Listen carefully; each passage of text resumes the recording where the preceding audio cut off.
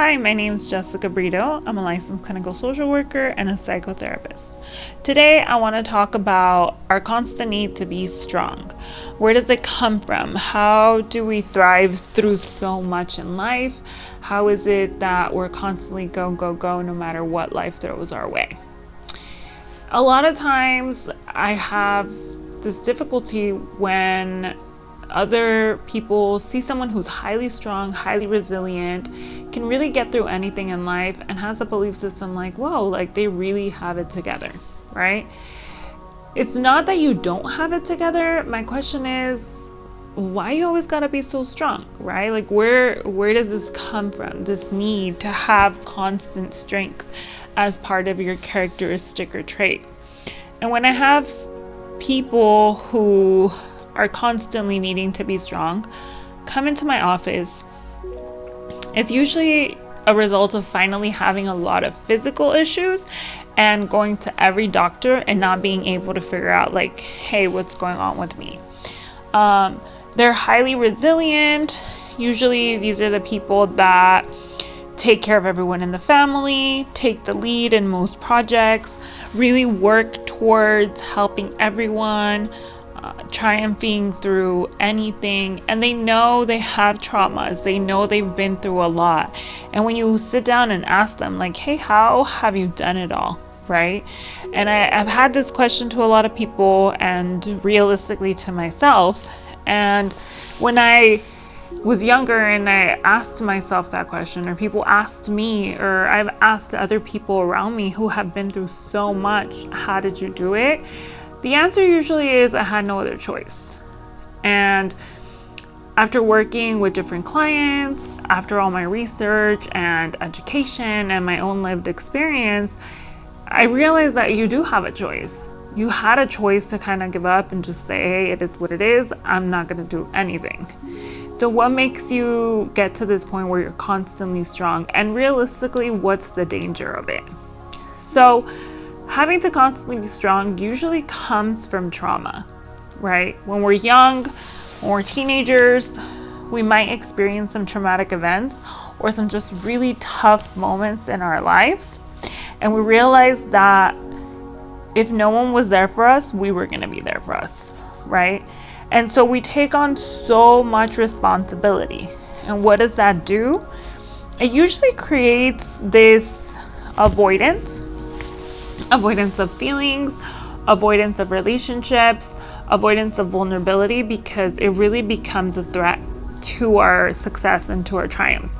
And when you're in a traumatic event or a traumatic situation or really high risk situation, as therapists, we always say you do not want to lose these coping strategies, right? This need to avoid, this need to hustle, this need to get through everything.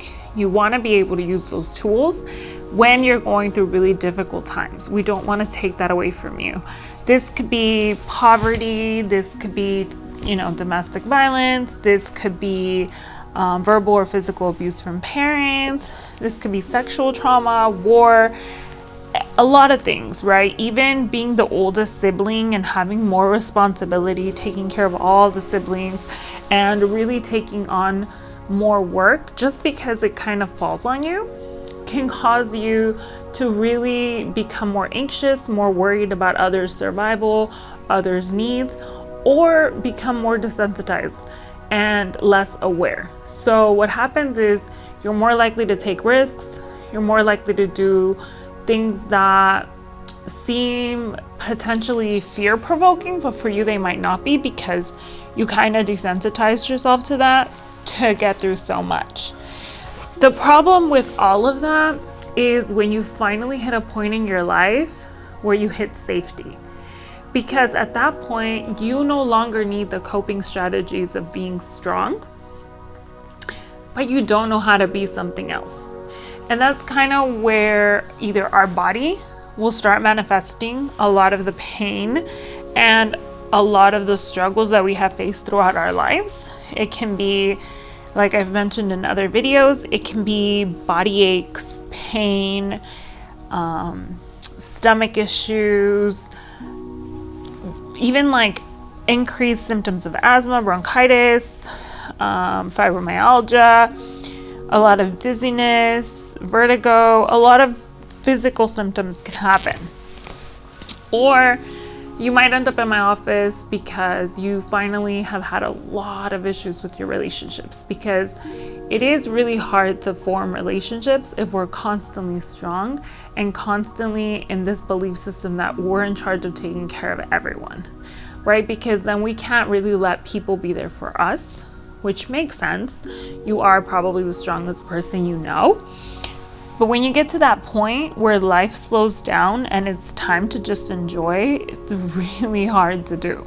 It's really hard to do with a body that's been put through so much and that has needed these tools, right? So what can we do when, we do take on so much and we are there for everyone and we finally hit this wall, right? Where we're tired of being there for everyone and we understand, like, hey, like, this is just who I am. Like, how am I not going to help people? How am I not going to be there for them? And especially like the Latinx community, our culture is very collective, so we all help each other out. And so if you are that person in your family, if you are that person in your friendships and at work, then it's kind of like, wait a second, why would I stop helping people? That goes against everything I've believed my whole life. Through therapy, it's kind of just like learning to be there for people after being there for yourself, after taking care of yourself, after deciding to put yourself first, and learning to establish boundaries, and also learning to become more flexible, learning to let more people in, learning to be more vulnerable. Because being the strongest person in a room, the scariest thing is vulnerability. It can be the scariest thing becomes crying and being sad and being hurt. So therapy, what it does is it kind of gives you a space where you can learn to finally stop that hustle, take a chill pill, and really just learn to be happy, right? Because constantly being strong can be tiring and it really will affect different areas of your life. So at that point, therapy will usually help you because it's a safe space where that therapist doesn't know you. You've never met her and she's not going to know any of your people. So sitting with her and hitting some of these hard topics that maybe you've never hit and maybe you can't hit with anyone in your current life is usually an amazing process that can happen. So, do you always have to be strong? No. Are you probably the strongest person you know? Yeah, and that's amazing. So, congrats. However, you do deserve to be the strongest person for yourself too, and to have other people be there for you. So, if this sounds like you, there is no shame in going to therapy, and realistically, your therapist doesn't know anyone you know, so she's probably the safest person to go to. So thank you for joining.